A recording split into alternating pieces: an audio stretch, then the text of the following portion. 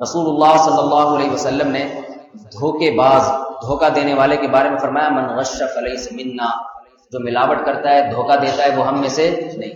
April فول نام ہی دھوکے بازی کا ہے، چاہے وہ تفریح کی بنیاد پر، نام ہی دھوکے بازی کا ہے۔ دوسرا جرم اس میں کیا ہو گیا؟ دھوکے بازی کا۔ تیسرا جرم قرآن میں آتا ہے لعنت اللہ علی الکاذبین، جھوٹ بولنے والے پر اللہ کی لعنت۔ جھوٹ انسان کبھی منہ سے بولتا ہے اور کبھی عمل سے کرتا ہے۔ آپ نے کسی کے پاس ڈبہ بھیج دیا، وہ سمجھا مٹھائی کا ڈبہ ہے، کھولا تو اندر سے گلے سڑے ٹماٹر نکلے، صحیح ہے نا؟ تو یہ بھی آپ نے ایک قسم کا جھوٹ بولا۔ اگر تفریح میں ایسا کر رہا ہے انسان، دوسرے کو خوش کرنا مقصود ہے، تو تفریح میں جو ہے پھر تفریح کے لیے ایسا دن متعین کریں یا ایسا ٹائم ہو جس میں غیر قوموں سے نقالی نہ ہو۔ اسلام میں کسی دوست کے ساتھ تفریح کی بھی اجازت ہے۔ نبی صلی اللہ علیہ وسلم نے، ایک بوڑھی عورت نے پوچھا یا رسول اللہ کیا میں جنت میں جاؤں گی؟ آپ نے فرمایا بوڑھی عورتیں جنت میں نہیں جائیں گی، بوڑھی عورتیں جنت میں، وہ بیچاری رونے لگی، ڈر گئی۔ تو آپ نے پھر فرمایا کہ جائیں گی مگر جوان ہو کے جائیں گی، اس بڑھاپے میں نہیں جاؤ گی، جوان ہو۔ خوش ہونے لگی۔ علماء نے لکھا ہے اس میں سوال پیدا ہوتا ہے کہ نبی نے تو اس کو پہلے تکلیف دی، تو مسلمان کو تکلیف دینا تو جائز نہیں ہے۔ تو علماء نے لکھا ہے یہ تکلیف بہت بڑی خوشی کا پیش خدمت ہے۔ بعض دفعہ کسی کو خوش کرنے کے لیے تھوڑی سی تکلیف دے کے جو خوشی ہوتی ہے وہ زیادہ ہوتی ہے، سمجھ میں آ رہی ہے نا بات؟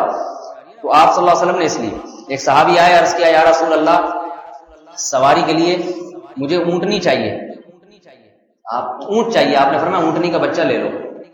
اس نے کہا اونٹنی کا بچہ کیا کرے گا، وہ کیسے اس پہ سوار ہوگا؟ تو آپ نے فرمایا کیا ہر اونٹ اونٹنی کا بچہ نہیں ہوتا؟ تو آپ صلی اللہ علیہ وسلم بھی مزاح کیا کرتے تھے، اور صحابہ فرماتے ہیں ہم میں سب سے زیادہ مزاح نبی صلی اللہ علیہ وسلم کیا کرتے۔ تو مزاح میں اور مذاق میں فرق ہے۔ اپریل فول میں جو کچھ ہوتا ہے وہ مذاق ہوتا ہے، مزاح نہیں ہوتا۔ مذاق کسے کہتے ہیں؟ یا تو اس میں تمسخر ہوتا ہے، دوسرے کا مذاق اڑانا، اس کی تذلیل کرنا، اس کو رسوا کرنا، اس کو مذاق کہتے ہیں۔ لوگ کہتے ہیں نا بھائی کیوں مذاق کر رہا ہے میرے ساتھ، کیا میرا تیرا مذاق ہے؟ کہتے نہیں کہتے، اس میں تکلیف یعنی دوسرے کی تذلیل ہوتی ہے۔ دوسرا عنصر مذاق میں کیا ہوتا ہے؟ دوسرے کو تکلیف دی جاتی ہے، نقصان بھی ہو جاتا ہے بعض دفعہ اس کو۔ جبکہ مزاح اسے کہتے ہیں کہ القاء السرور فی قلب المومن، کسی مومن کے دل میں سرور ڈالا جاتا ہے، خوشی ڈالی جاتی ہے۔ سمجھ میں آ رہی ہے بات؟ اپریل فول میں جو کچھ ہوتا ہے اکثر و بیشتر وہ تمسخر ہوتا ہے، مذاق ہوتا ہے، مزاح نہیں ہوتا۔ سمجھ میں آ رہی ہے بات؟ مزاح اور چیز ہے، مزاح میں ایسی لطیف بات کرنا جس سے دوسرے مسلمان کا دل باغ باغ ہو جائے، خوش ہو جائے، اس کو مزاح کہتے ہیں۔ تو پہلی خرابی کیا ہوئی؟ یہ دن کس کا ہے؟ غیر قوموں کی نقالی۔ دوسری خرابی اس میں کہ اگر آپ دوسرے کے ساتھ مزاح کر رہے ہیں یا مذاق کر رہے ہیں، اس میں اگر دوسرے کو تکلیف ہو رہی ہے، دھوکہ ہو رہا ہے، تو دھوکے کا گناہ ہوگا اس میں، ٹھیک ہے نا؟ وہ دھوکے کا گناہ۔ تیسرا جھوٹ کا گناہ، قرآن میں آتا ہے لعنت اللہ علی الکاذبین۔ چوتھی بات یہ اگر آپ کہتے ہیں کہ نہیں میں اس سے ایسا مزاح کر رہا ہوں جیسے نبی نے کیا تھا، بوڑھی عورت کو کہہ دیا تھا نبی نے نا کہ بھئی بوڑھی جنت میں نہیں جائیں گی، تو اس قسم کا میں مزاح کر رہا ہوں دوست کے ساتھ، مجھے پتا ہے میں جب ڈبے میں مٹھائی بھر کے بھیجوں گا وہ مٹھائی سمجھ کے کھولے گا، اندر سے گلے سڑے ٹماٹر نکلیں گے، تو وقتی تکلیف تو ہوگی لیکن بعد میں بہت ہنسے گا وہ۔ ممکن ہے یہ دلیل کوئی دینا نہیں، یاری بات سمجھ۔ تو نہ ہم نے اس کو دھوکہ دیا، ہم نے کب کہا تھا اس میں مٹھائی ہے؟ ہم نے کہا تھا ڈبہ ہے، ہم مٹھائی کے 3 ڈبے بھیج رہے ہیں، ڈبے کا کہا تھا، یہ تو نہیں کہا تھا ڈبے کے اندر مٹھائی بھی ہے۔ تو نہ تو اس میں دھوکہ ہے، نہ تکلیف دے رہے ہیں، وقتی تکلیف ہے لیکن اس کو مٹھائی کھانے میں اتنا مزہ نہیں آئے گا جتنا اس مزاح میں آئے گا، تو پھر بھی یہ ناجائز ہے۔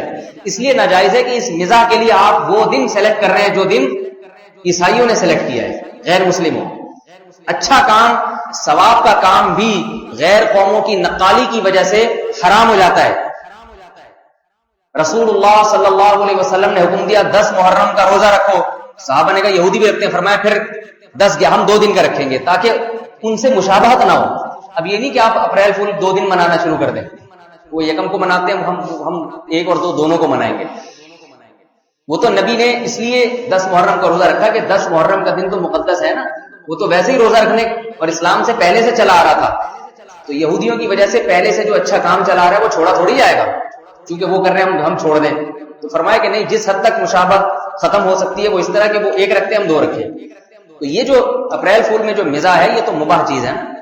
اس میں ایک یا 2 دن 3 دن آپ ملائیں گے تو بھی غیر قوموں کی نقالی رہے گی. تو اس میں مذاق کرنا بھی حرام اور مزاح کرنا بھی حرام.